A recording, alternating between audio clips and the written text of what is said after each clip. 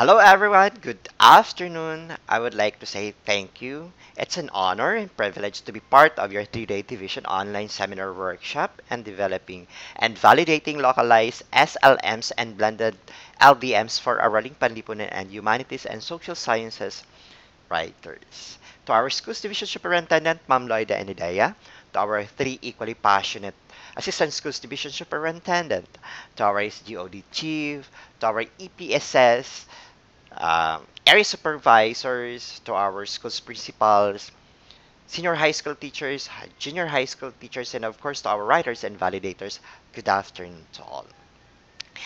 The assigned topic to me is about guide to editing and proofreading. Speaking of it, I'm not going to discuss about the grammar rules. No, I'm not. I'm just giving you about the essentials on how to edit and proofread. So for that, I think we are ready. By the way, I am Mr. Zaldi V. Papiliera, teacher 1 of Kipayo National High School. Now, let's start. I'll be giving you these two questions, and I think these are very important as we go on with our lesson. The first, the discussion, not the lesson. The first one is, a world full of errors, how would it be like? Just imagine about a book full of errors. And the next one, how conscious are you with your errors? Are we conscious about it or not? Or we just pass it by or we sit down? Now let me define the edit and proofread. So according to dictionary, edit is to prepare something to be published, meaning preparation. And to make changes, correct mistakes. And proofread says is to read and correct mistakes in a written or printed piece of a writing. So meaning to say it's already a form of writing. It's already there. What we are about to do is to proofread and see whatever other mistakes that presented.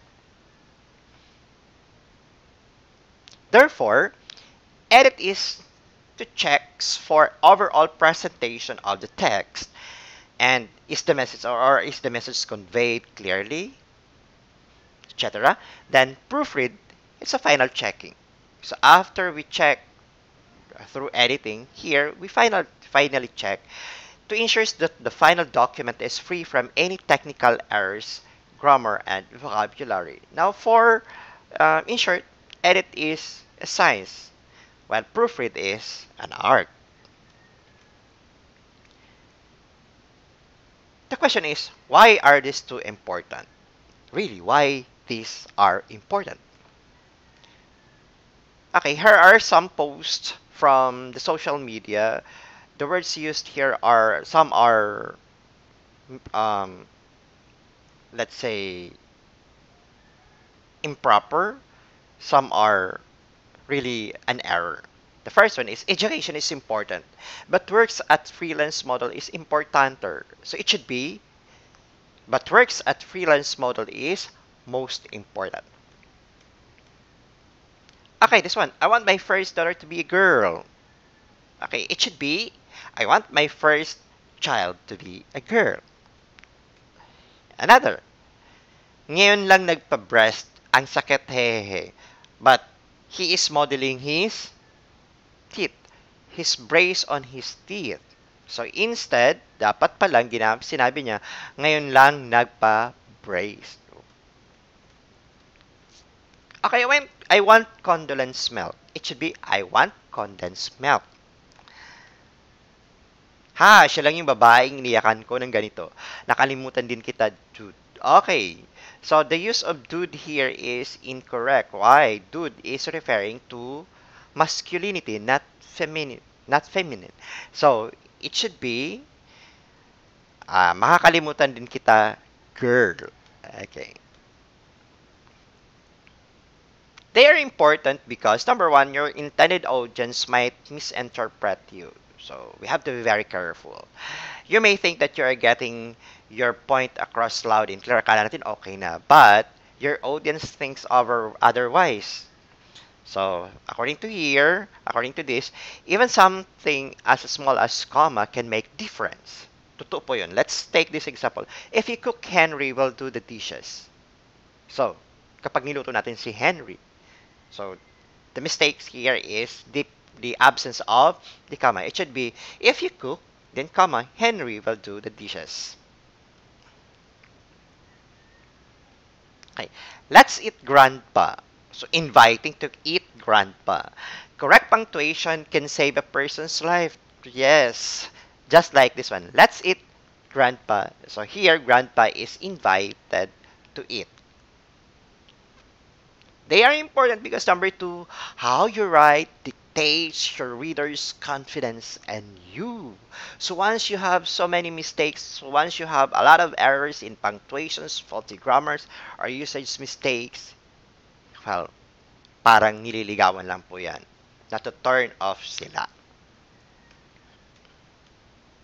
So fork and spoon, it should be fork and spoon. Garbage only, no trash. Oh my God. Ano ba yung trash? Hindi ba yung garbage? Okay, wanted. Boy waitress. Applied now. Ate Nanang's Eatery. So look at this. The constructions of the statement or the sentence and at the same time, the spellings. A lot of errors. Full of errors. Here, the spelling. Put long. Maglagay ng mahaba. Hamburger. So on and so forth.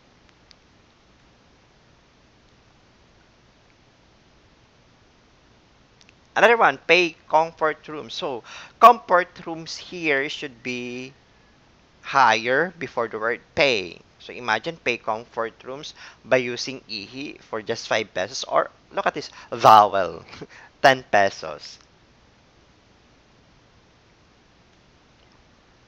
They are important because if you're a professional, a piece that is written with errors and spelling, punctuations, and grammar is difficult to read, and undermines the credibility and authority you have probably worked hard to achieve. So we have to review everything.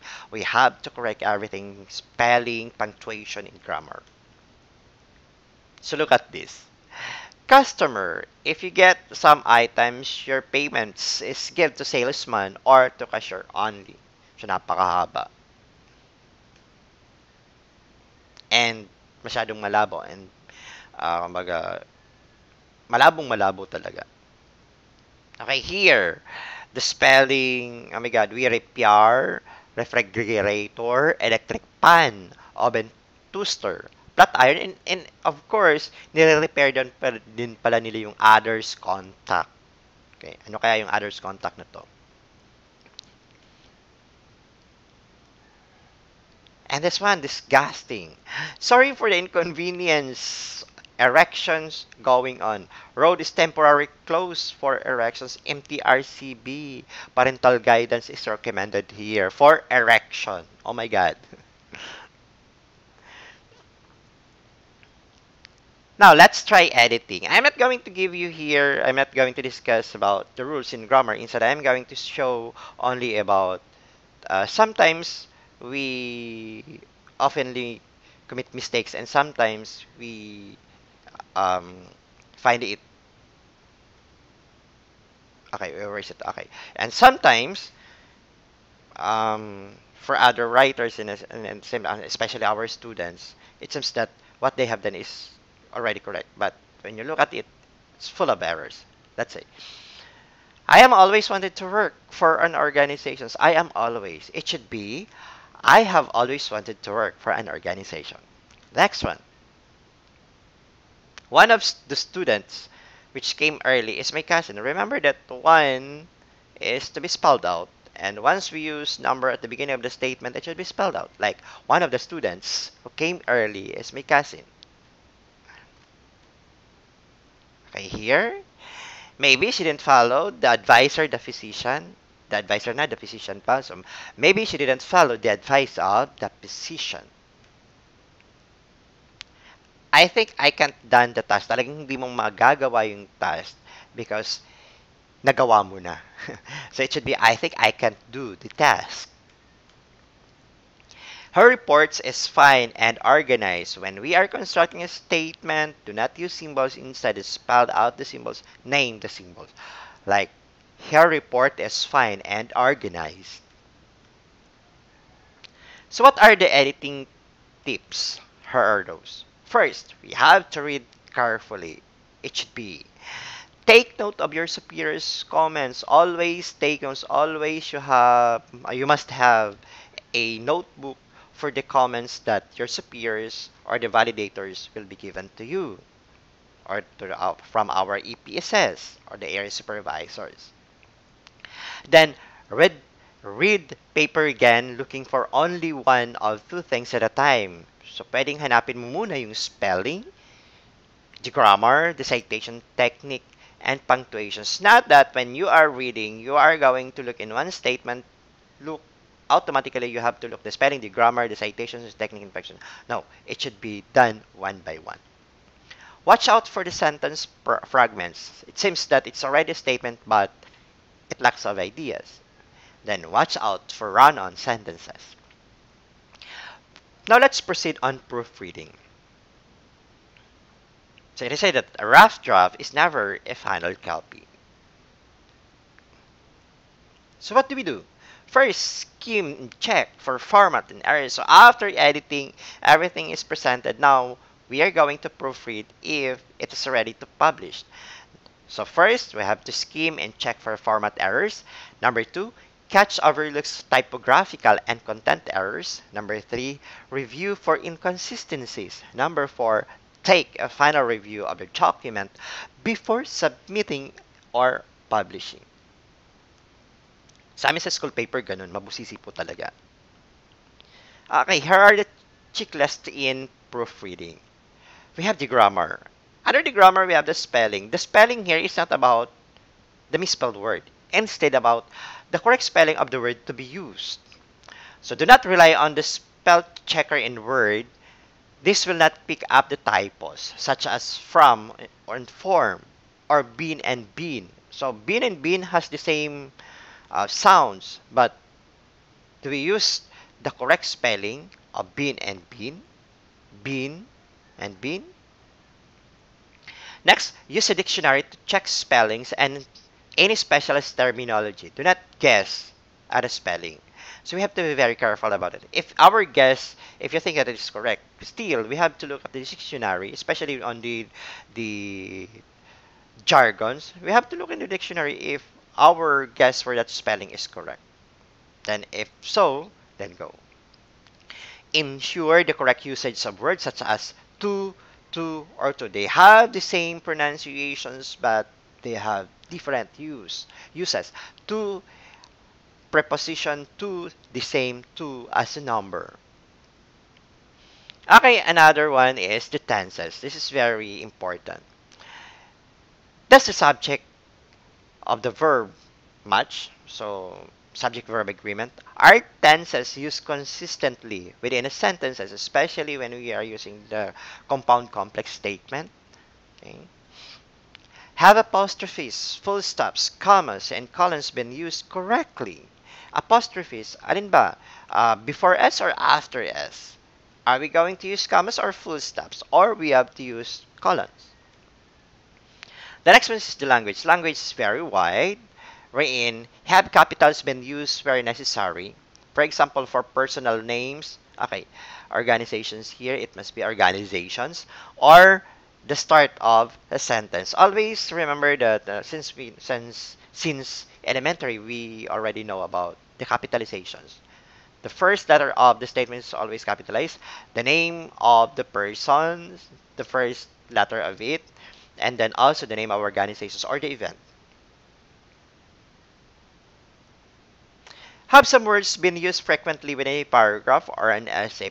Lagi bang ginagamit yung word na to? If so, then better to look for synonyms for alternative words to use. Like for example, vague, unclear, right? Or huge, wide. Is the language suitable for an academic essay? Yung ginamit po ba nating word to our module is suited for our students or is suited for the topic? Has objective language been used where appropriate? For example, this essay will describe rather than I'm going to describe. Is the language suitable for an academic? Okay, inulit lang po. Have contractions been avoided? For example, cannot instead of can't. In a formal writing, contraction is not to be used. In informal, yes. In RBI, contractions is uh, yes, it is being used. But in formal writing, especially we are writing in modules, contractions cannot be used except if contractions itself is our topic. Next, have rhetorical questions been avoided?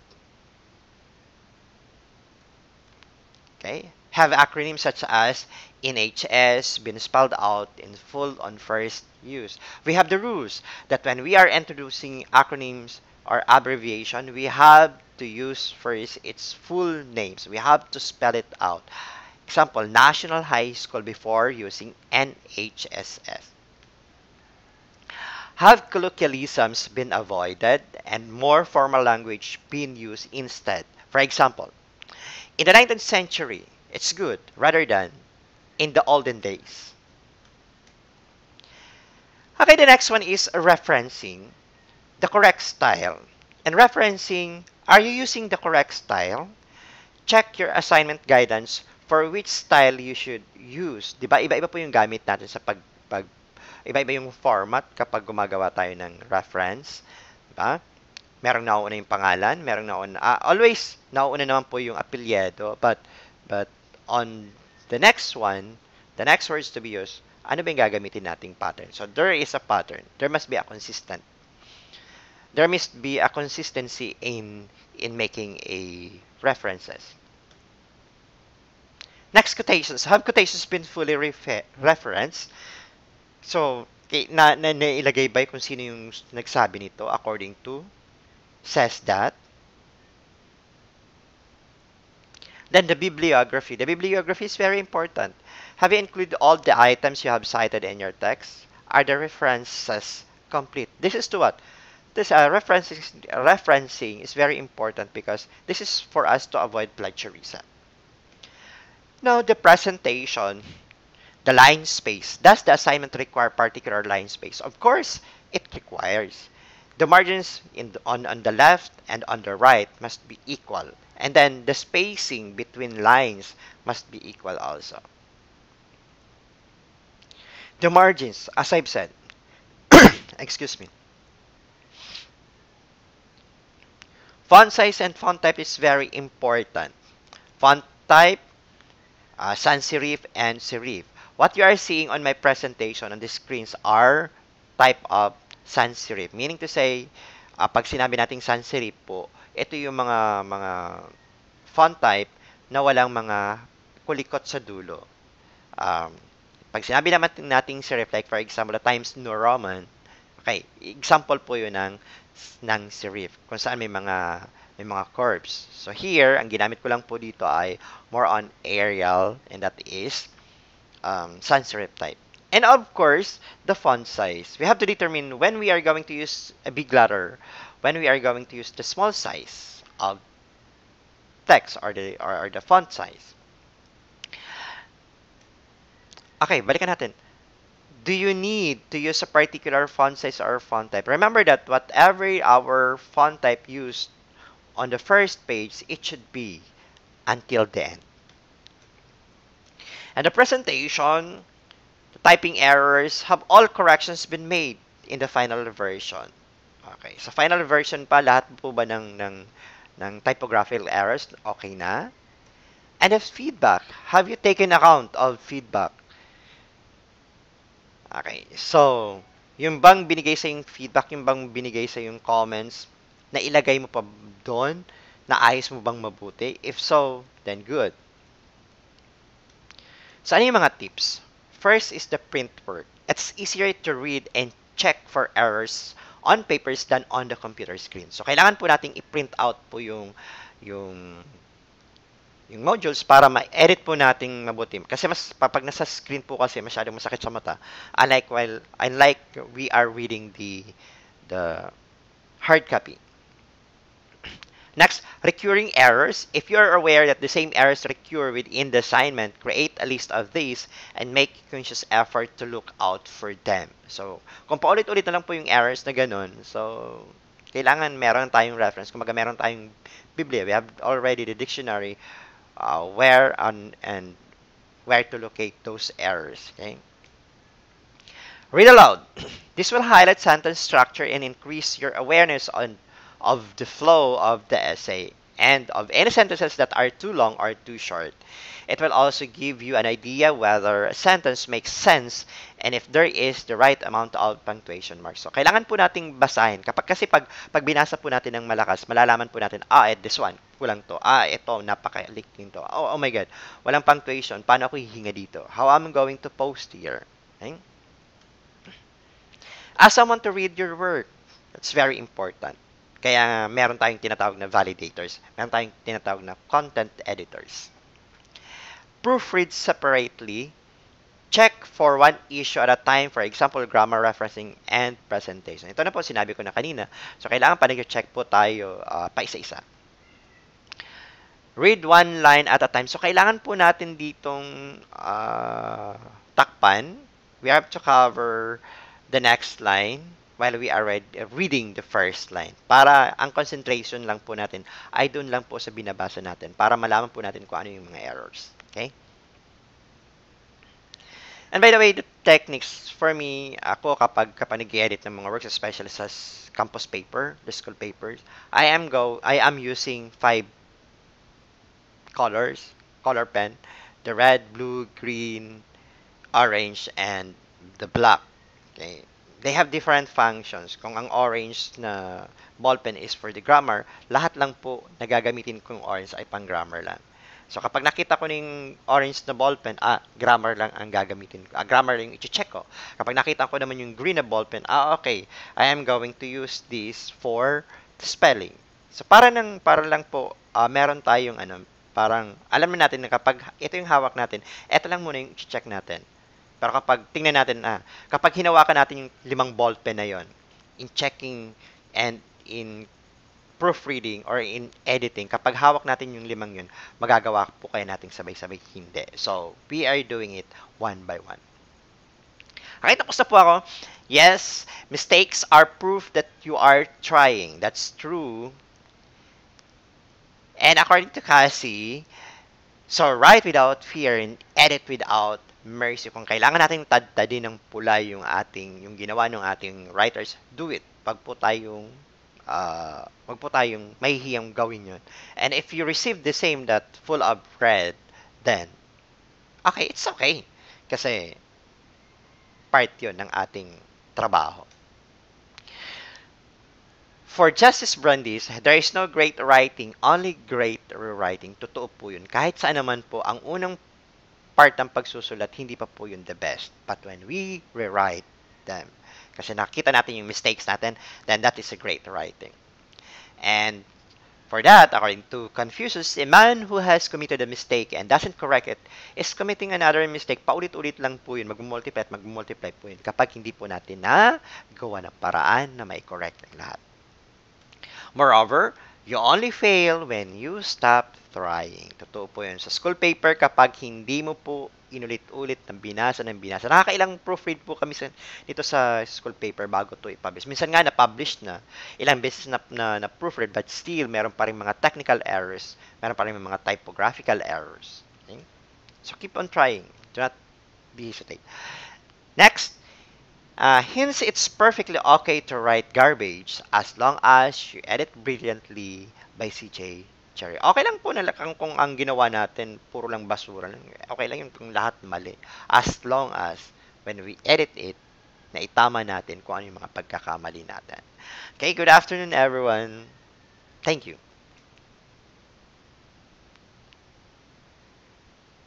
Thank you. And here are my references.